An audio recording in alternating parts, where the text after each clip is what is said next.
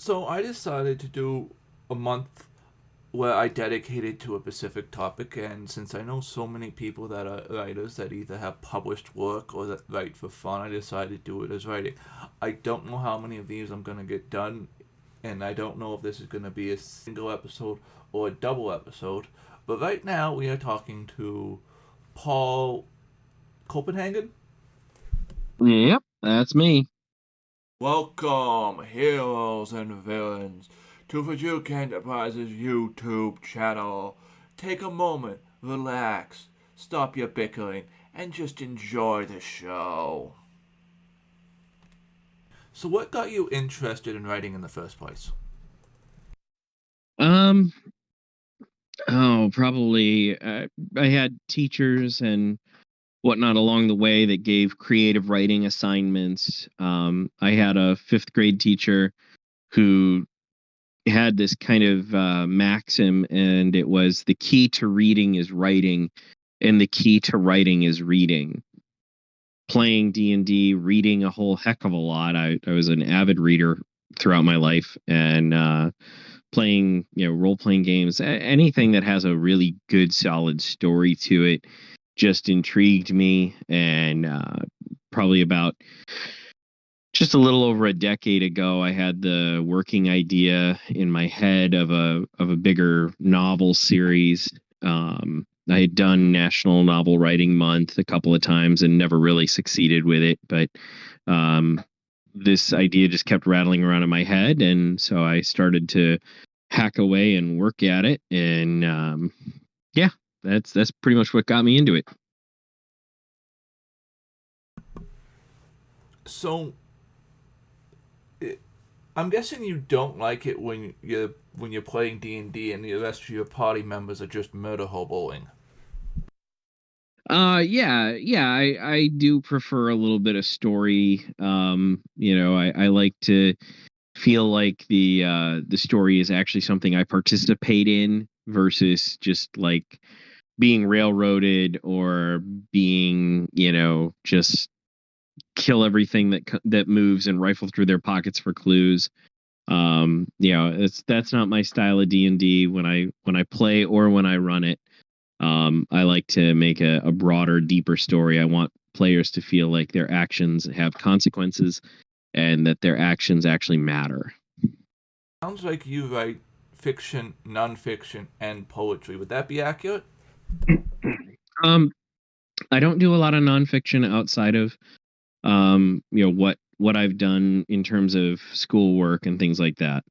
Um, I write everything that I've published is fiction. Um, and everything I write nowadays is fiction. I dabble in poetry. I wrote poetry when I was a teenager. Fiddled around with it, and then occasionally I'll write, a little verse or two here and there, but you know, not too much. It's mostly just fiction. So, what or genres do you write? I write in several. I have the first book in a fantasy series that is done. I have a dark fantasy series that I'm working on. I have two science fiction series that I'm working on, a western, and I have a mystery series that I have published one book in, and the second book is due to be published probably next month, sometime mid July. Um, and that's my mystery series. That's actually, ironically, the shortest sort of thing project that I've ever had. I only conceived of that a few years ago, and I've been published for just about a year now.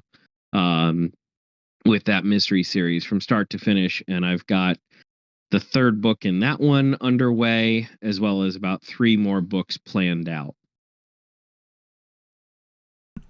Related to that, what genres do you read and why those genres? My favorite genre to read is fantasy. Um, Although, admittedly, I just got into reading more science fiction. Prior to that, my science fiction writing had always been in like very heavily established universes like Star Trek or Star Wars or Warhammer 40K. Now I've gone into more science fiction that's a little less established, where there's a bit more world building. What I like about it is that it it really opens up the creativity while still focusing on people being people and making the decisions they're going to make. Um, it you can take a science fiction novel and where people are blasting across the stars from one sector of the galaxy to another, or a fantasy novel where people are employing world bending magic and they're still the same people. I find it very fascinating the great contrast between here is a setting where so many things can happen, and yet they're still the same sorts of people. And I like that. I like that a lot more than your average fiction. On occasion, I'll read mysteries, just to kind of keep my skills sharp.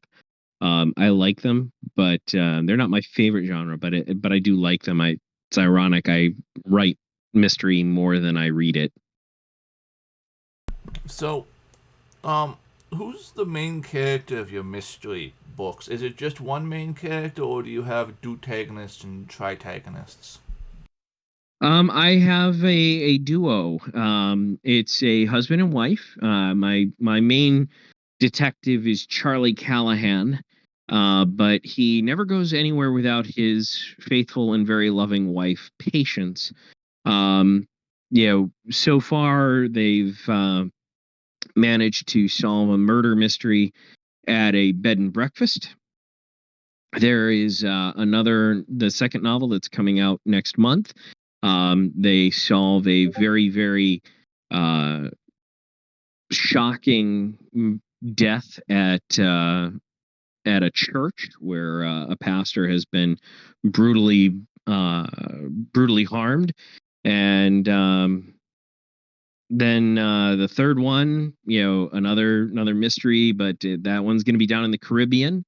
And then going from there, Charlie has his clientele list, and because of his notoriety in solving these very difficult cases, people call him up and ask him to come out and investigate. So,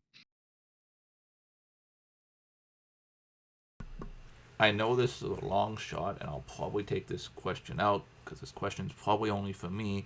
But were you inspired at all by um, the old radio shows like Johnny Dollar and stuff like that? Because it sounds a lot like Johnny Dollar. Yeah. actually, yes. My father grew up listening to radio. His house didn't have a TV until he was much older. So, he listened to the old radio shows. And when I was old enough, I found, old radio shows being rebroadcast on AM radio. I was kind of in love with the idea of a radio broadcast.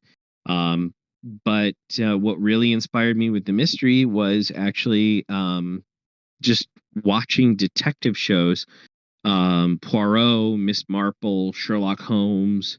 There were plenty of those that I've had access to over the years, and I've really enjoyed those. Especially the idea of the private detective. I wound up taking an American film noir class in high school, and it was a senior elective for English, and it was by far my favorite class. We watched old black and white movies. We read some of the hard boiled Philip Marlowe detective. We read The Big Sleep. We read The Long Goodbye. There were plenty of things in there, and I found myself just loving the twists and turns of the plot. So, I really enjoy those. This video will probably be out after your second book is published. So, do you want to talk about the setting of your first or second or both now? Sure. So the first book, which is the Montgard murder, the Montgard murder. That one takes place up in Falmouth, Massachusetts. There's a little bed and breakfast up there that was the inspiration for the setting.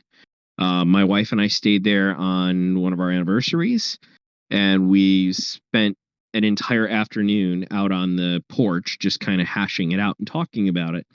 She's very, very good about bouncing ideas off, and she's very quick to point out plot holes and stuff like that. And as frustrating as that can be, it also makes me a better writer, because then if she's coming up with a plot hole and she's saying no, that doesn't make sense, then I can say, okay, all right, how do I make it make sense? And then I can square that circle. The second takes place in a sleepy little town called Warren, Rhode Island. Charlie is a Connecticut native, so he lives same place I do, and he gets around. The third one is going to be down in the Caribbean. Fourth one is set up in the Adirondack Mountains up in upstate New York. And a few others are going to be, out and about, probably in New England, but I'm not sure exactly where I'm going to set the 5 and 6 and 7. What is the story of the first one without giving away the mystery? Sure. So the story is a group of people who all suspiciously know each other and have connections to each other, including Charlie and his wife. And they show up at this bed and breakfast up in Falmouth. It's Memorial Day weekend, and they're up there, and somebody winds up dead.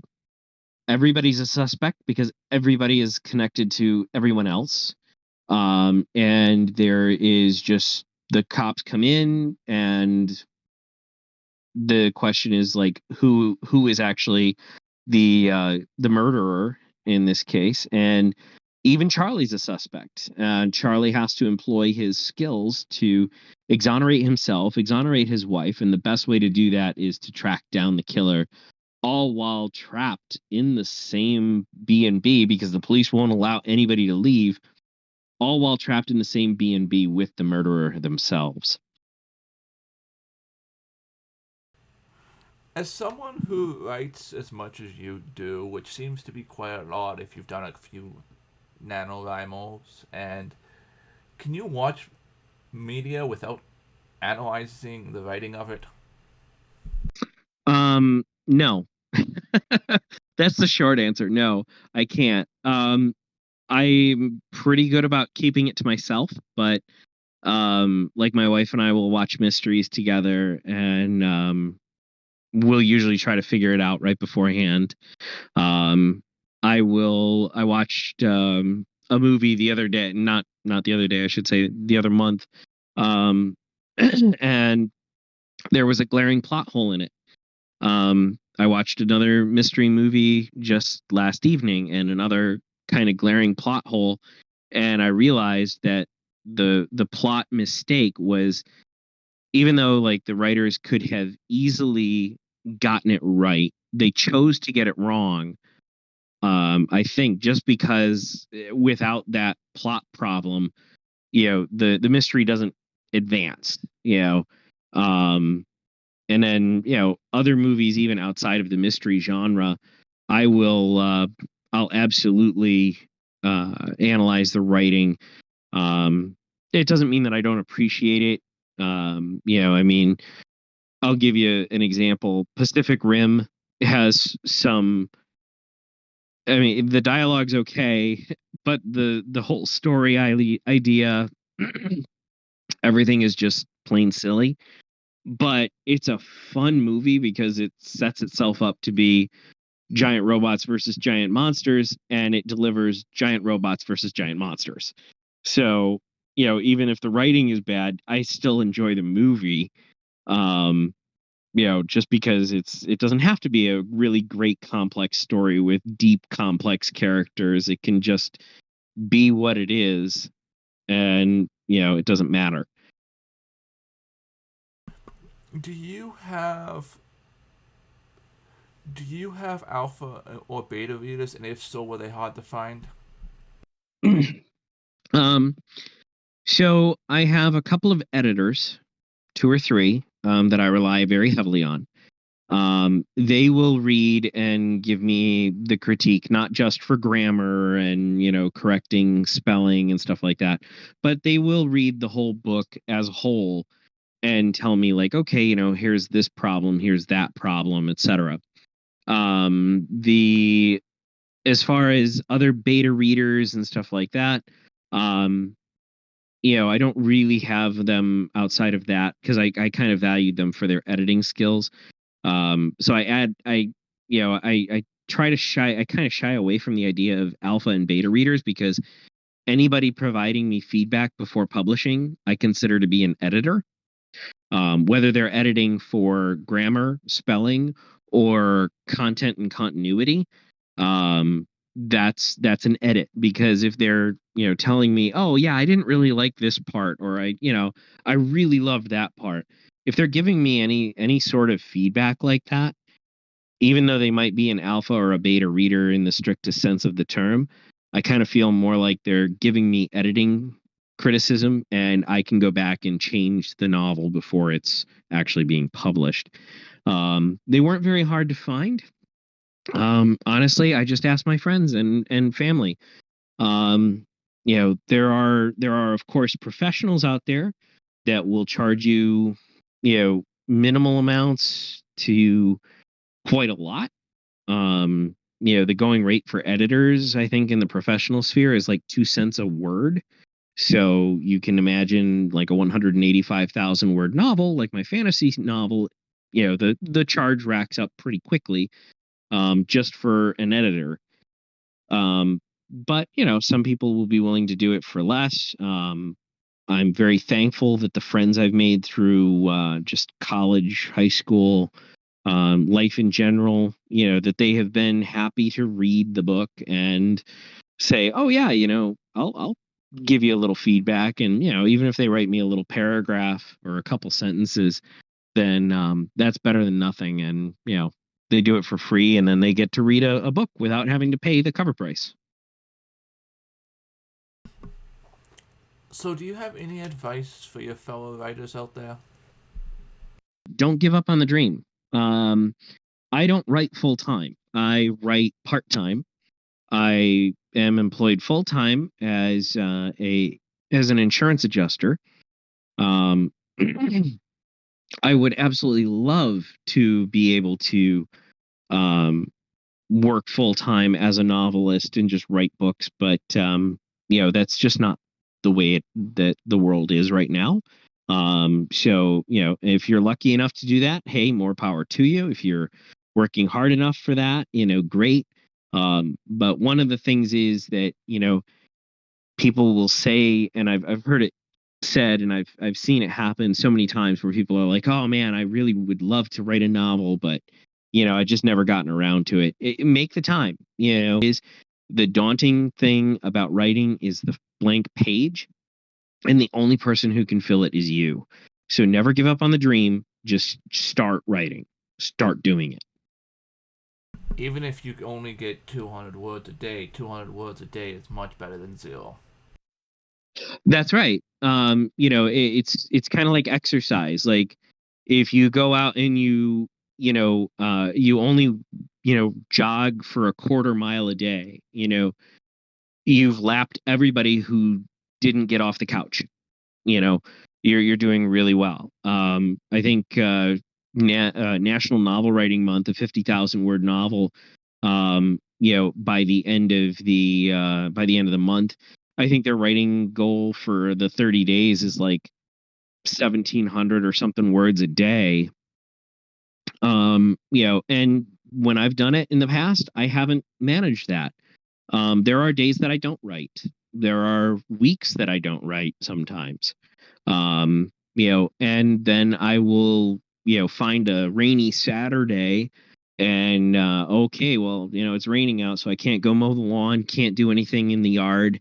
All right, just gonna sit down, and once the chores in the house are all finished, I'll just pull up Scrivener and I'll hack away at it, and throw out a few thousand words. And even if I only get a few hundred words here, a few hundred words there, maybe one or two chapters edited, over time it all adds up.